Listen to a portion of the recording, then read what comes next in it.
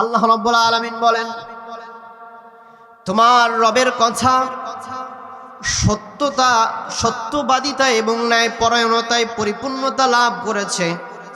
অর্থাৎ আল্লাহর কথা হলো সবচেয়ে বেশি সত্য কথা। আল্লাহ তাআলার যে সত্যবাদী আর কেউ নাই। দুই নাম্বার হলো আল্লাহ তাআলার কথা হলো সবচেয়ে ইনসাফপূর্ণ কথা। তার চেয়ে ইনসাফপূর্ণ কথাই দুনিয়ার আর কেউ বলতে পারে না। ওহুয়া সামিউল আলিম।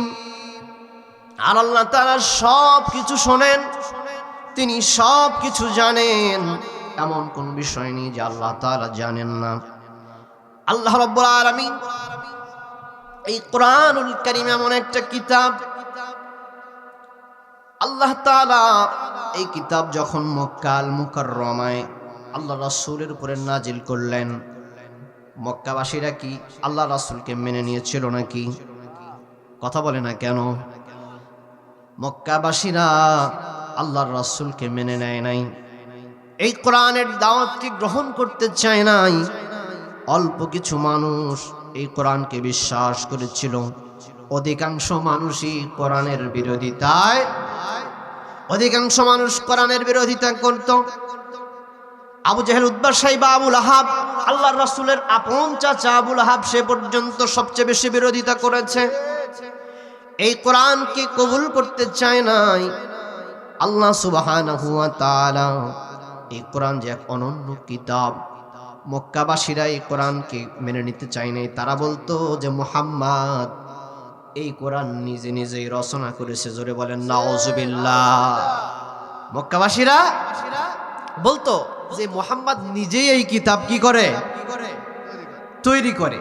আবার বলে যে সে একজন কবি, সে কবিতার মতো এই কিতাব কি করে? রচনা করে শোনায়। আবার বলে যে কোনো জেনারা এসে তার কাছে এগুলো বলে যায়, সে মানুষদেরকে এগুলো শোনায়। এই রকমের কথা তারা বলেছে। আমার ভাইয়েরা, আল্লাহ রাব্বুল আলামিন এই মক্কার বড় বড় কবিদেরকে চ্যালেঞ্জ ছুড়ে দিলেন যে তোমরা তো এই কিতাবকে বিশ্বাস করতে চাও না, এই কিতাব আমার নবী নিজে নিজে রচনা করেছে, এমন অপবাদ তোমরা আরোপ করো। যদি তোমাদের ক্ষমতা থাকে এই কিতাবের মতো একটা কিতাব রচনা করে নিয়ে এসো। আমার ভাইয়েরা, আল্লাহ সুবহানাহু ওয়া তাআলা চ্যালেঞ্জ ছুড়ে দিলেন। শুধু মক্কাবাসীরা না, সারা পৃথিবীর মানুষ এবং জিন তোমরা সকলে মিলে চেষ্টা করো। আল্লাহ সুবহানাহু ওয়া তাআলা বলেন, قُلْ لَئِنِ اجْتَمَعَتِ الْإِنسُ وَالْجِنُّ عَلَىٰ أَن يَأْتُوا بِمِثْلِ هَٰذَا الْقُرْآنِ لَا يَأْتُونَ بِمِثْلِهِ وَلَوْ كَانَ بَعْضُهُمْ لِبَعْضٍ ظَهِيرًا। আল্লাহ রাব্বুল আলামিন বলেন, ও আমার হাবিব, ও আমার নবী, আপনি বলে দিন সমস্ত পৃথিবীর জিন এবং ইনসান একত্রিত হয়ে তোমরা এই কোরআনের অনুরূপ একটা কিতাব রচনা করার চেষ্টা করো। তোমরা সকলে মিলে একে আরেকজনকে সাহায্য করো, পরস্পরকে সকলে মিলে চেষ্টা করে এই কিতাবের মতো একটা কিতাব রচনা করে নিয়ে এসো। যেহেতু তোমরা এটা বিশ্বাস করো না, মক্কার এত বড় বড় কবিরা এই চ্যালেঞ্জ গ্রহণ করতে পারে নাই। শুধুই তাই নয়, যখন মক্কাবাসীরা এই কিতাবের মতো কিতাব আনয়ন করতে ব্যর্থ হয়ে গেল, আল্লাহ রাব্বুল আলামিন বললেন এই কিতাবের অনুরূপ একটা কিতাব লাগবে না। এই কিতাবে তো অসংখ্য সূরা আছে। কয়টা সূরা আছে কোরআনে বলেন? কথা বলে না কেন? কয়টা সূরা? 114টি সূরা আছে এই কোরআনের মধ্যে। আল্লাহ রাব্বুল আলামিন চ্যালেঞ্জ দিলেন, আম ইয়াকুলুনা ইফতারা কুল ফাতু বিআশরি সুওয়ারিন মিথলিহি মুফতারায়াতিন ওয়াদউ মান ইসতাতা'তুম মিন দুনিল্লাহ। আল্লাহু আকবার। আল্লাহ রাব্বুল আলামিন বলেন, তারা যেহেতু বলছে যে এই কিতাব আমার নবী নিজেই রচনা করেছে, এই কিতাবের মতো পরিপূর্ণ কিতাব নয়, এই কিতাবের সূরার মতো 10টি সূরা তোমরা রচনা করে নিয়ে আসো। যদি তোমাদের সক্ষমতা থাকে, আল্লাহকে ছাড়া এই দুনিয়ায় যা কিছু আছে, যতদিন ইনসান আছে, সকলকেই ডাকো। একমাত্র আল্লাহর সাহায্য ছাড়া যত কিছু আছে সকলের সাহায্য গ্রহণ করো। 10টা সূরা তোমরা নিয়ে আসো। পারছে নাকি? আমার ভাইরা শুধুই তাই নয়, 10টা সূরা নিয়ে আসতে যখন তারা ব্যর্থ হয়ে গেল, আল্লাহ রাব্বুল আলামিন এইবার আহ্বান জানালেন যে পরিপূর্ণ কিতাব নয়, 10টি সূরাও তোমাদেরকে আনতে হবে না। এই কিতাবের সূরার মতো একটি সূরা তোমরা নিয়ে আসো। আল্লাহ রাব্বুল আলামিন চ্যালেঞ্জ দিলেন, ইন কুনতুম ফি রাইবিন মিম্মা নাযালনা আলা আবদিনা ফাআতু বিসূরাতিন মিন মিথলিহি। আল্লাহ রাব্বুল আলামিন বলেন, আমি আমার বান্দা অর্থাৎ মুহাম্মাদুর রাসূলুল্লাহ, আমি আমার বান্দার উপরে এই কিতাব নাজিল করেছি, কথা বিশ্বাস করতে যদি তোমাদের সমস্যা হয়, যদি এতে তোমাদের সন্দেহ থাকে, তাহলে এই কিতাবের সূরার মতো একটি সূরা তোমরা রচনা করে নিয়ে আসো। আমার ভাইয়েরা, কোরআনুল কারীমের সবচেয়ে ছোট সূরা কোনটা বলেন? সূরাতুল কাউসার সবচেয়ে ছোট সূরা, যেখানে মাত্র 3টা আয়াত রয়েছে। আল্লাহ সুবহানাহু ওয়া তাআলা বলেন, ইন্না আ'তাইনাকাল কাউসার ফাসাল্লি লিরাব্বিকা ওয়ানহার ইন্না শানিআকা হুয়াল আবতার। অনেক বড় তো নাকি? এক লাইন। কোরআনে কয় লাইন? এক লাইন। আল্লাহ তাআলা চ্যালেঞ্জ দিলেন, এই সূরা কাউসারের মতো ছোট্ট একটি সূরা তোমরা রচনা করে নিয়ে আসো। মক্কার বড় বড় কবিরা, যারা স্বভাব কবি ছিল, দাঁড়িয়ে থেকে মুহূর্তের মধ্যে কবিতা রচনা করত, এই বড় বড় কবিরাও এই কোরআনের মতো, কোরআনের ছোট্ট সূরা, সূরা কাউসারের মতো একটি সূরা রচনা করতে পারে নাই। শেষ পর্যন্ত ব্যর্থ হয়ে তারা বলল, লাইসা হাদা কালামুল বাশার। সুবহানাল্লাহ। তারা বলল, এটা কোনো মানুষের বাণী হতে পারে না, এটা এমন উন্নত মানের কিতাব, এর ভাষা এত উন্নত, কোনো মানুষের পক্ষে এমন বাণী লেখা সম্ভব নয়। এ বাণী আসমান থেকে নাজিল হয়েছে, এ বাণী আল্লাহর বাণী, এ বাণীর মতো বাণী মানুষের পক্ষে রচনা করা সম্ভব নয়। সুবহানাল্লাহ। সুবহানাল্লাহ কি বাড়িতে যায় বলবেন? একবার সুবহানাল্লাহ যদি কেউ বলে, ভাইরা আমার, একবার যদি কেউ সুবহানাল্লাহ বলে, জান্নাতের মধ্যে আল্লাহ সুবহানাহু ওয়া তাআলা তার জন্য একটি গাছ রোপণ করেন। সুবহানাল্লাহ। কত বড় গাছ! আমাদের এই চক ডাকাতিয়া রাস্তার পাশে যে গাছ আছে, ওইরকম গাছ। কত বড় গাছ! একটি তেজি ঘোড়া নিয়ে যদি কেউ 500 বছর এই গাছের ছায়ায় দৌড়াতে থাকে, গাছের ছায়া শেষ হবে না। সুবহানাল্লাহ। আমার ভাইয়েরা, দিনের কানটা খাড়া করেন, গভীর মনোযোগ দিয়ে বুঝার চেষ্টা করেন, আল্লাহ রাব্বুল আলামিন তার বান্দাদের প্রতি কতটা দয়া পরবশ। শুধু আইন জারি করেই তিনি ক্ষান্ত হন নাই, 500 আয়াতে তিনি আইন জারি করেছেন, আর বাকি 6000 আয়াতে তিনি বান্দাকে শুধু উপদেশ দিয়েছেন যে বান্দা আমার আইন মেনে চলো। সুবহানাল্লাহ। এই 6000 আয়াত আল্লাহ তাআলা কেবল উপদেশ দিয়েছেন যে বান্দা আমার কথা মেনে চলো, আমার দাসত্ব করো, আমার ইবাদত করো। যদি আমার দাসত্ব করো তাহলে তোমরা আমার প্রিয় বান্দা হয়ে যাবে, বিনিময়ে আমি তোমাদেরকে জান্নাত দেব। সুবহানাল্লাহ। আমার ভাইরা, আল্লাহ রাব্বুল আলামিন মানুষকে উপদেশ দিতে গিয়ে 3টা পদ্ধতি অবলম্বন করেছেন। কয়টা পদ্ধতি? সকলে হাত উঠে দেখেন কয়টা পদ্ধতি। 3টা পদ্ধতি আল্লাহ তাআলা গ্রহণ করেছেন। হাত নামান।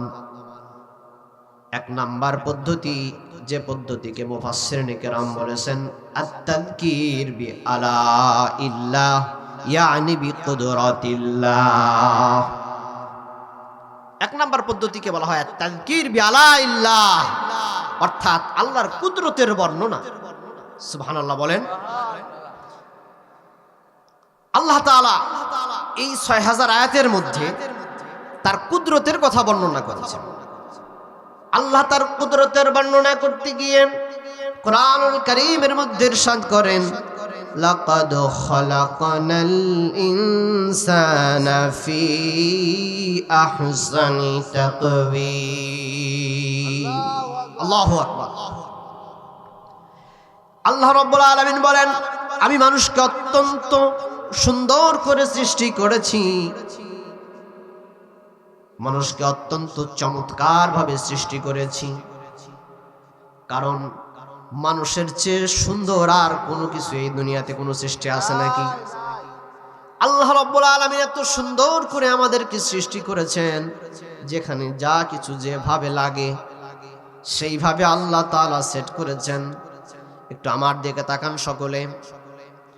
আমাদের মুখটা যেমন এইখানে আছে, নাকটা যদি পেছনে থাকতো, খাবার খাওয়ার সময় কিভাবে আমরা খাবার খেতাম, খাবারটা হাতে নিয়ে এই খাবারের ঘ্রাণটা কেমন, খাবারটা ভালো নাকি বাসি, এইটার জন্য আবার আমাদেরকে পেছনে নিয়ে ঘ্রাণ শুকে আবার আমাদেরকে সামনে দিয়ে খেতে হতো। কথা ঠিক কিনা? কিন্তু আল্লাহ সুবহানাহু ওয়া তাআলা এই চেহারাটাকে এত সুন্দর করে সেট করলেন, এক সেকেন্ডও আমাদের দেরি হয় না। খাবারটাকে সুন্দর করে কাছে নিয়ে আসার সাথে সাথে এই যে টেস্টিং যন্ত্র নাক বলে দেয় যে খাবারটা বাসি না টাটকা।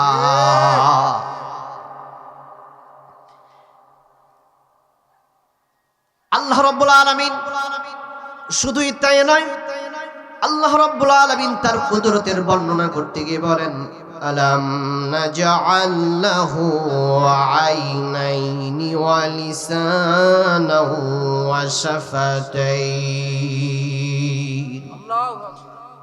আল্লাহ রাব্বুল আলামিন বলেন বান্দা আলাম নাজআল লাহু আইনাইন, আমি কি তোমাকে সুন্দর দুইটি চক্ষু দেই নাই,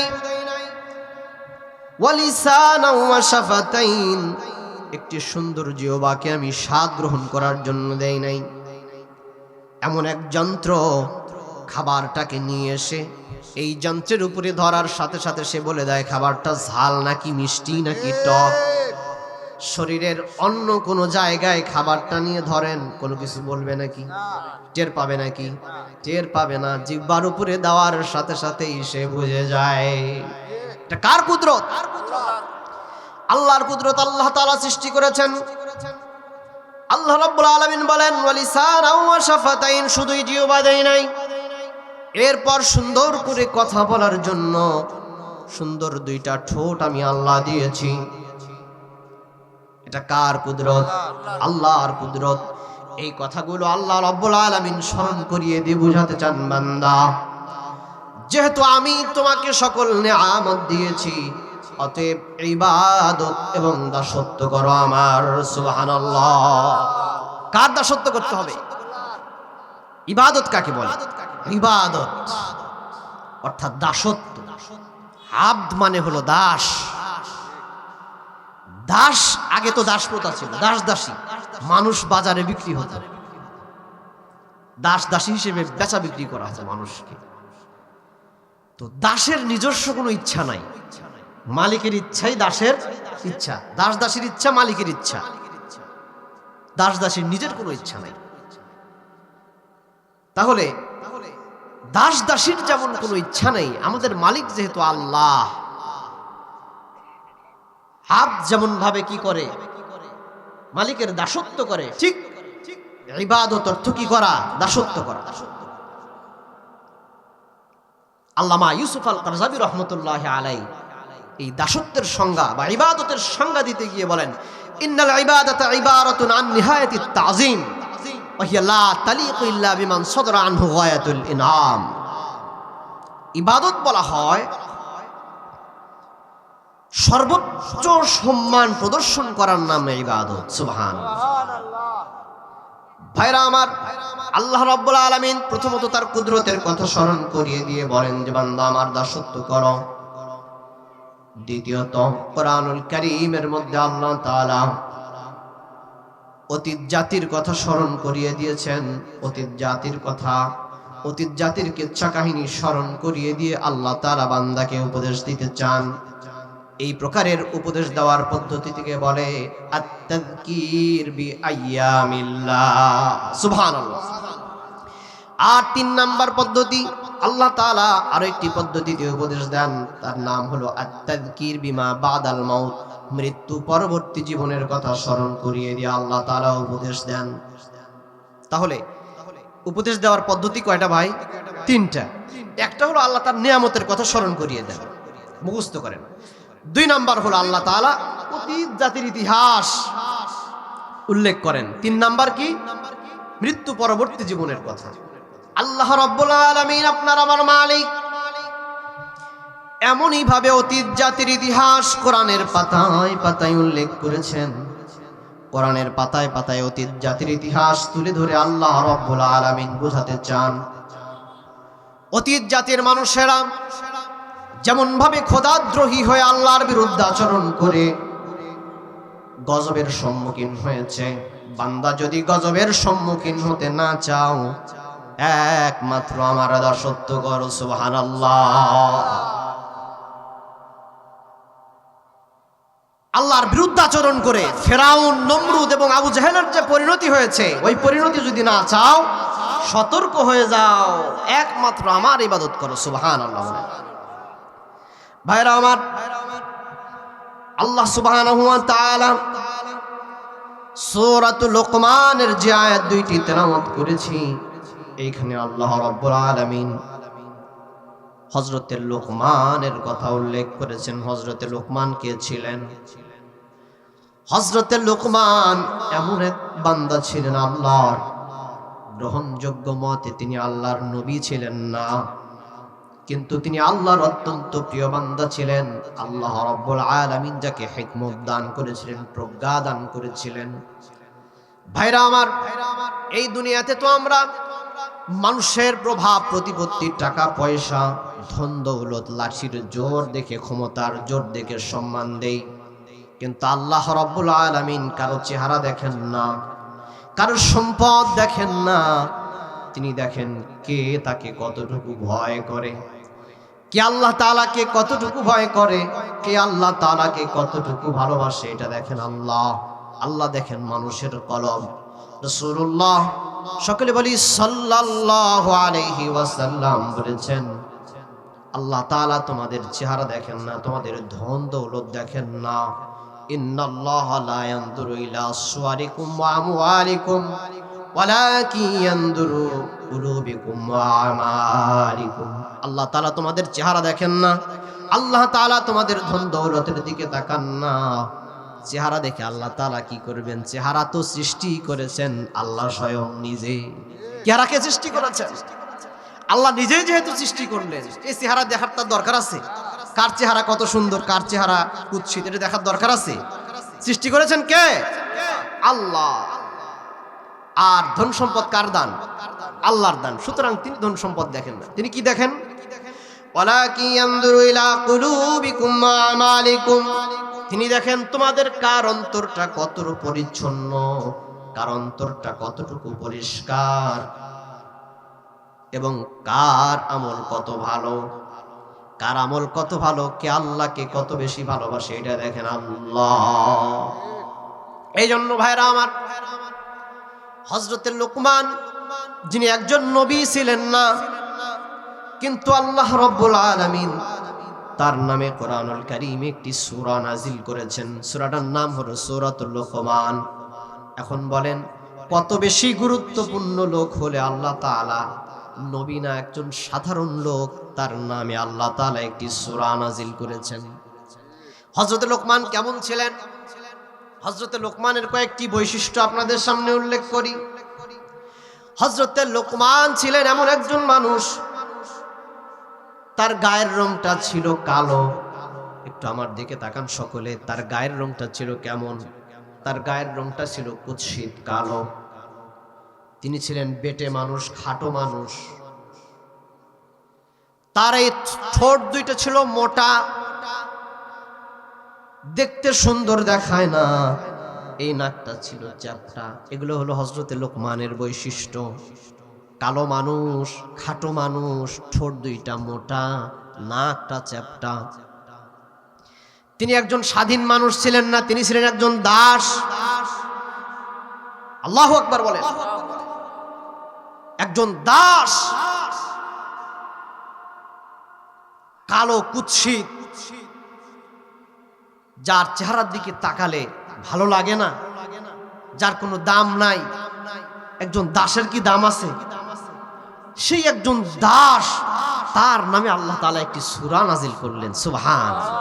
আল্লাহর কত প্রিয় বান্দা, আল্লাহর কাছে তার গ্রহণযোগ্যতা কত বেশি, আল্লাহ তাআলা তাকে কত মর্যাদা দিয়েছেন যে তার নামে সূরা নাজিল করেছেন। ভাইরা আমার, এখান থেকে শিক্ষা নিতে হবে, শুধু চেহারা ধন দৌলত নয়, আল্লাহর কাছে গ্রহণযোগ্যতা পেতে হলে চেহারা কোনো কাজে আসবে না, ধন দৌলত কোনো কাজে আসবে না। আল্লাহর কাছে গ্রহণযোগ্যতা পেতে হলে একমাত্র তার কাছে আত্মসমর্পণ করতে হবে, একমাত্র আল্লাহর দাসত্ব করতে হবে। আল্লাহর ভালোবাসা যদি অর্জন করা যায়, তার দাম হলো সবচেয়ে বেশি।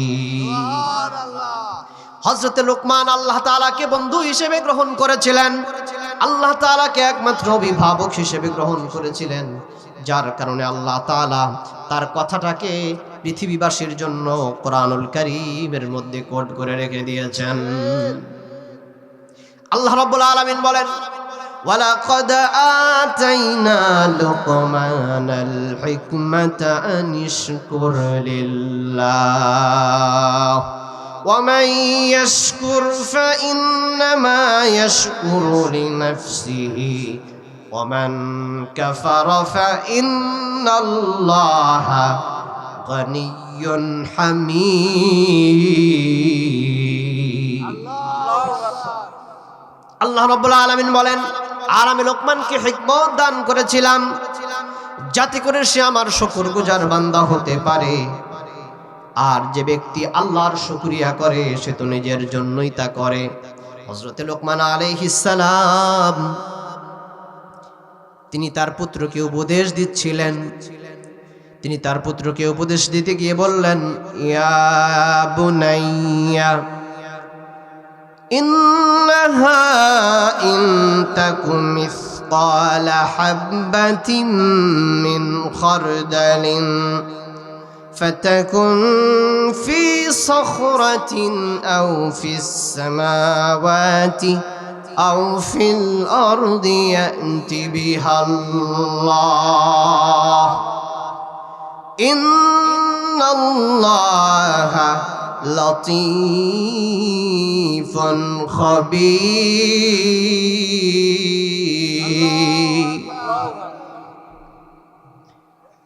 আল্লাহ রাব্বুল আলামিন বলেন, লোকমান তার পুত্রকে উপদেশ দিচ্ছিলেন, একটু গভীর মনোযোগ দেন। হযরতে লোকমান আলাইহিস সালাম তিনি তার পুত্রকে উপদেশ দিচ্ছিলেন। আমরা তো পিতারা পুত্রদেরকে, আমাদের ছেলে মেয়েদেরকে উপদেশ দেই কি দেই না? অনেক সময় তাদেরকে ভালো হয়ে চলতে বলি, ভালো কথা যেন তারা বলে, ভালো কাজ যেন করে, এই উপদেশ দেই কি দেই না? হযরতে লোকমান আলাইহিস সালাম তার পুত্রকে এমন উপদেশ দিয়েছেন যে উপদেশ আপনার আমার মালিক আল্লাহ রাব্বুল আলামিন এতটাই পছন্দ করেছেন, কিয়ামত পর্যন্ত দুনিয়ার মানুষের জন্য তিনি কোরআনুল কারীমের মধ্যে এটা লিপিবদ্ধ করে দিলেন। সুবহানাল্লাহ। তাইলে এই কালো মানুষ, বেটে মানুষ, দাস, কিন্তু তার জ্ঞান কত বেশি যে তিনি তার পুত্রকে উপদেশ দিচ্ছেন। এই উপদেশ আল্লাহ তাআলা এত পছন্দ করেছেন যে পৃথিবীবাসীর জন্য তিনি এটা কি করলেন? কোরআনের মধ্যে কোট করে দিলেন। হযরতে লোকমান তার পুত্রকে অনেকগুলো উপদেশ দিয়েছেন। সেই উপদেশ বাণীগুলোর মধ্যে কয়েকটি আপনাদেরকে আমি শোনাতে চাই। হযরতে লোকমান বললেন, ইয়া বুনাইয়া, হে আমার কলিজার টুকরা সন্তান। দেখেন, আমরা সন্তানদেরকে উপদেশ দিব সুন্দর ভাষায়। সুন্দর ভাষায় আমরা অনেক সময় ছেলে মেয়েদের উপরে যখন আমাদের মেজাজ খারাপ হয়ে যায় ওই সময় গালাগালি করি, কি করি না, বিভিন্ন কটু কথা বলি, কিন্তু এই কটু কথায় তারা কি হয় না, পরিবর্তন হয় না। সন্তানদেরকে কি করতে হবে, ভালোবাসতে হবে, তাদেরকে কি করতে হবে, সুন্দরভাবে উপদেশ তাদের সামনে পেশ করতে হবে। দেখেন হযরত লোকমান আলাইহিস সালাম কত সুন্দর ভাষায় তার সন্তানকে ডাকছেন, ইয়া বুনাইয়া, হে আমার কলিজার টুকরা সন্তান। সুবহানাল্লাহ। ইয়া বুনাইয়া ইন্নাহা ইন তাকু মিসকালা হাববাতিন মিন খারদালিন ফাতাকুন ফি সখরাতিন আও ফিস সামাওয়াতি আও ফিল আরদি ইয়াতি বিহাল্লাহ। আমার কলিজার টুকরা সন্তান, কোন বস্তু যদি সরিষার দানা পরিমাণ হয়, পূর্ববর্তী মুফাসসিরিনে কেরাম ব্যাখ্যা করেছেন সরিষার দানা পরিমাণ, কিন্তু এই আধুনিক যুগে যেহেতু আরো বিজ্ঞানের উন্নতি হয়েছে, এখানে আমাদেরকে খেয়াল করতে হবে অণু পরমাণু পর্যন্ত এখন আবিষ্কৃত হয়ে গেছে। অতএব আমাদেরকে এখন বুঝতে হবে কোন বস্তু যদি অণু পরিমাণ হয়, পদার্থের ক্ষুদ্রাতি ক্ষুদ্র যে বিষয়টি এখন আবিষ্কার হয়েছে তাকে বলে পরমাণু। কি বলে? পরমাণু। যার চেয়ে আর ছোট হয় না। আমার ভাইয়েরা, আল্লাহ রাব্বুল আলামিন হযরতে লোকমান কি উপদেশ দিচ্ছে সন্তানকে, সে কথা তুলে ধরলেন। তিনি বললেন যে সন্তান, যদি কোনো বস্তু অনুপরিমাণ হয়, আর এই অনুপরিমাণ জিনিস যদি কোনো পাথরের মধ্যে তুলে রাখা হয়, অথবা এই জিনিসটা যদি থাকে মহাকাশে আসমানে যদি থাকে, অথবা এই জিনিসটা যদি থাকে ভূগর্ভে জমিনের মধ্যে গভীরে, জমিনের গভীরে যদি এটাকে পুঁতে রাখা হয়, ইয়াতি বিহাল্লাহ, আল্লাহ তাআলা এটাকেও হাজির করবেন। সুবহানাল্লাহ। জিনিস যত ক্ষুদ্র হোক, এটা পাথরের মধ্যে তুলে রাখা হোক, যে পাথরের চারদিক দিয়ে কি বন্ধ, এর ভিতরে আছে, অথবা মহাকাশে আছে, জমিনের মধ্যে আছে, যেখানেই থাকুক না কেন আল্লাহ তাআলা এটাকে হাজির করতে সক্ষম। আল্লাহ তাআলার কাছে কোনো কিছু গোপন নয়। মুফাসসিরিনে কেরাম ব্যাখ্যা করেছেন যে এখানে মূলত বলা হচ্ছে যে তোমার নেকি, অর্থাৎ তোমার নেক কাজ অথবা খারাপ কাজ হতে পারে, এটা নেক কাজ, অথবা কি হতে পারে, কোনো হারাম কাজ, এটা তুমি যত ছোট হোক, যত ক্ষুদ্রাতি ক্ষুদ্র হোক, আল্লাহ তাআলা কিয়ামতের দিন এটাকে কি করবেন, হাজির করবেন। আল্লাহ থেকে লুকানোর কোনো পথ। আমার ভাইয়েরা, আমরা অনেক সময় গোপনে কোনো কাজ করি, গোপন থেকে গোপনে একটি গুনাহ করি, মানুষের থেকে লুকিয়ে, কোনো মানুষ যেন না দেখে, দুনিয়ার কোনো কাকপক্ষীও যেন টের না পায়। রাতের অন্ধকারে, গভীর অন্ধকারে একটি গুনাহ যদি আমরা করি, অথবা একটি ভালো কাজ যদি আমরা করি, ভালো মন্দ যেটাই করি না কেন, জানেন কে? আল্লাহ। আল্লাহ রাব্বুল আলামিন সব কিছু জানেন। সূরা আল মুজাদালার মধ্যে আল্লাহ রাব্বুল আলামিন বলেন, মা ইয়াকুনু মিন নাজওয়া মিন সালাসাতিন ইল্লা হুয়া রাবিউহুম ওয়ালা খামসাতিন ইল্লা হুয়া সাদিসুহুম ولا أدنى من ذلك ولا أكثر إلا هو معهم أينما كانوا الله أكبر আল্লাহ রাব্বুল আলামিন বলেন, ও বান্দা শোনো, জেনে রাখো, তিনজন ব্যক্তি যদি গোপনে কোনো সলা পরামর্শ করে, আর কেউ নাই, কয়জন আছে? তিনজন ব্যক্তি অত্যন্ত গোপনে যদি কোনো সলা পরামর্শ করে, সেখানে চতুর্থ জন হিসেবে হাজির থাকেন কে? আল্লাহ। তিনজন গোপন পরামর্শ করলেও চতুর্থ জন হিসেবে থাকেন আল্লাহ। পাঁচজন ব্যক্তি যদি গোপনে কোনো পরামর্শ করে, সেখানে ষষ্ঠ জন হিসেবে হাজির থাকেন কে? আমার আল্লাহ বলেন, তারা সংখ্যার চেয়ে বেশি হোক অথবা কম, তারা যেখানেই থাকুক না কেন, সেখানেই তাদের সাথে থাকেন আল্লাহ। সুম্মা ইউনাব্বিউহুম বিমা আমিলু ইয়াউমাল কিয়ামাহ। শুধু তিনি সাথে থাকেন তাই নয়, কিয়ামতের দিবসে তোমরা কি কাজ করেছিলে, যত গোপনেই হোক না কেন, সেটা ভালো হোক মন্দ হোক, এই কাজটাকে হাজির করার ক্ষমতা রাখেন আল্লাহ রাব্বুল আলামিন। এই জন্য ভাইরা আমার, আমরা ভালো কাজ করি আর মন্দ কাজ করি, সব কিছু আল্লাহর নজরের সামনে।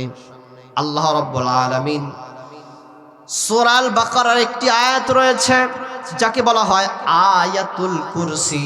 নাম শুনছেন কি শুনেন নাই? আয়াতুল কুরসি। আমরা অনেক সময় অনেকেই যাদের মুখস্থ আছে, ফরজ নামাজের পর সালাম ফিরে আমরা পড়ি আল্লাহু লা ইলাহা ইল্লা হুয়াল হাইয়ুল কাইয়্যুম লা তা'খুযুহু সিনাতুন ওয়ালা নাওম লাহু মা ফিস সামাওয়াতি ওয়া মা ফিল আরদ من ذا الذي يشفع عنده إلا بإذنه يعلم ما بين أيديهم وما خلفهم ولا يحيطون بشيء من علمه إلا بما شاء.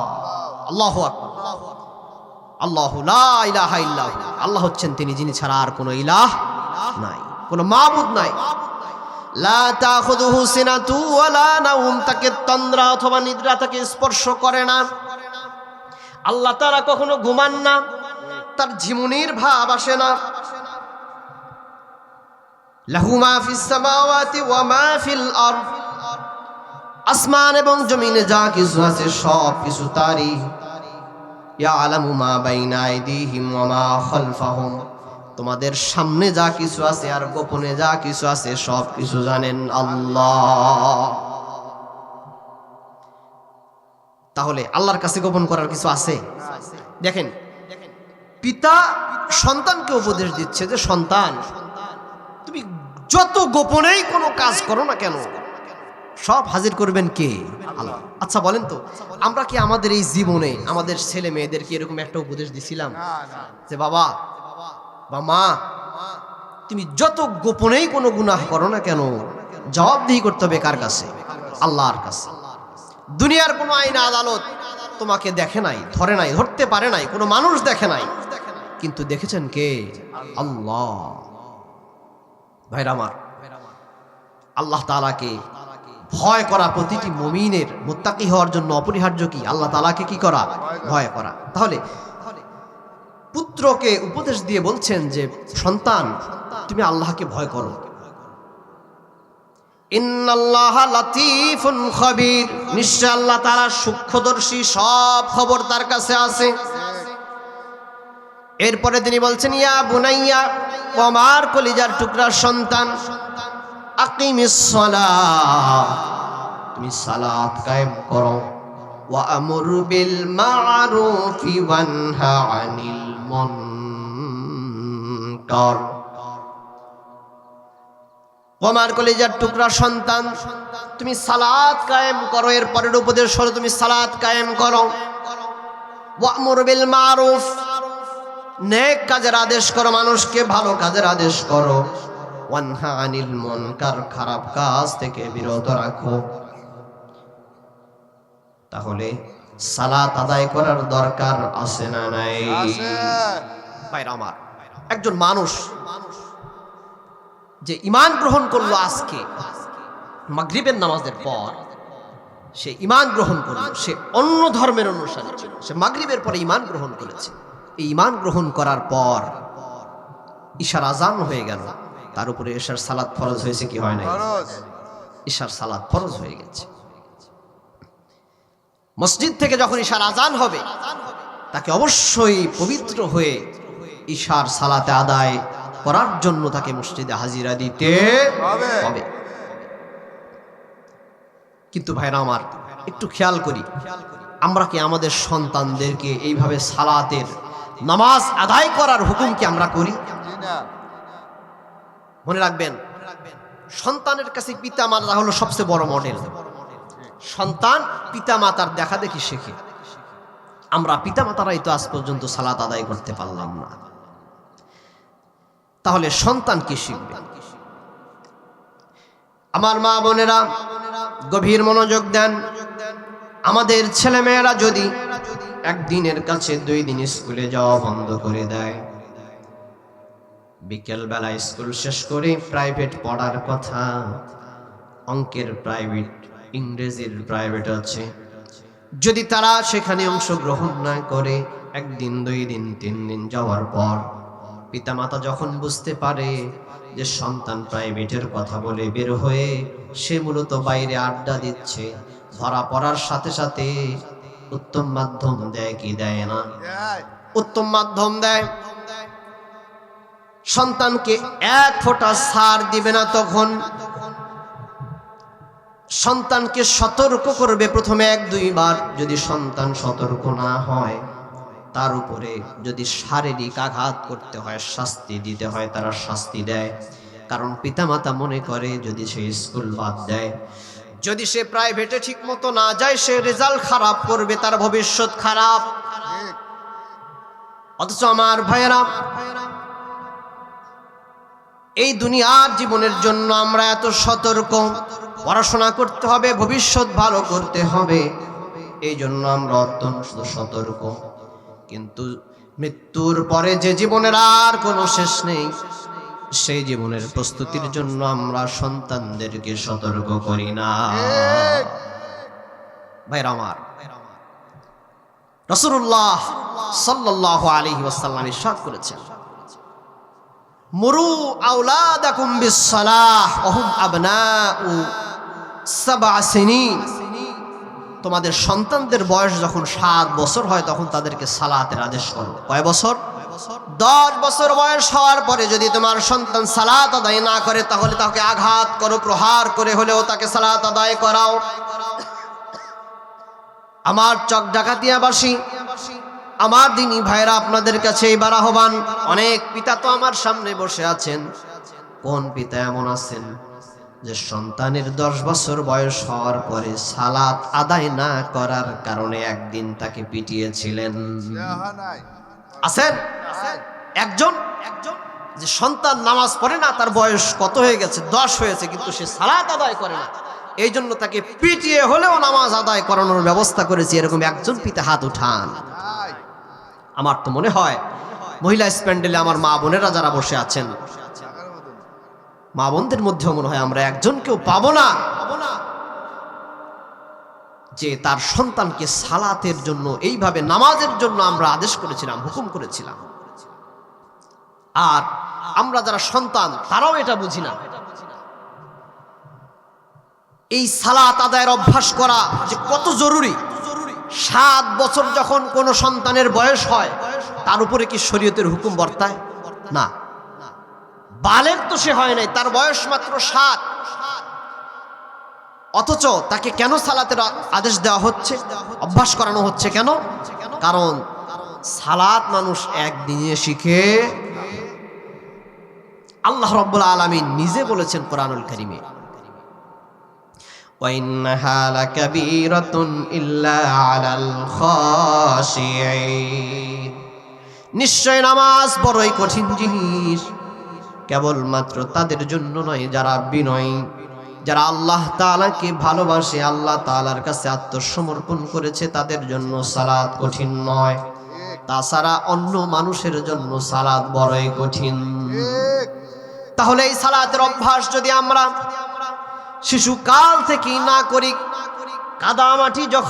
মাটি যখন কাদা অবস্থায় থাকে, এটাকে যে কোনো আকৃতি দেওয়া যায়, কিন্তু মাটি যখন শক্ত হয়ে যায়, ওই যে ইটের ভাটার মধ্যে যখন পোড়ানো হয়, এই ইটটা যখন শক্ত হয়ে যায়, চাইলেই কিন্তু যে কোনো আকৃতি দেওয়া যায় না।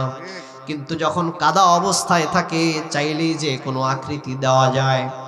এই জন্য আমার ভাইয়েরা, পর্দার অন্তরালের মা বোনদেরকে অনুরোধ জানাচ্ছি, আমাদের সন্তানদেরকে আমরা সালাতের হুকুম দেব, সালাতের আদেশ দেব। তারা যেন 7 বছর থেকে সালাতের অভ্যাস করে। এই দায়িত্ব মা বাবার আছে না নাই?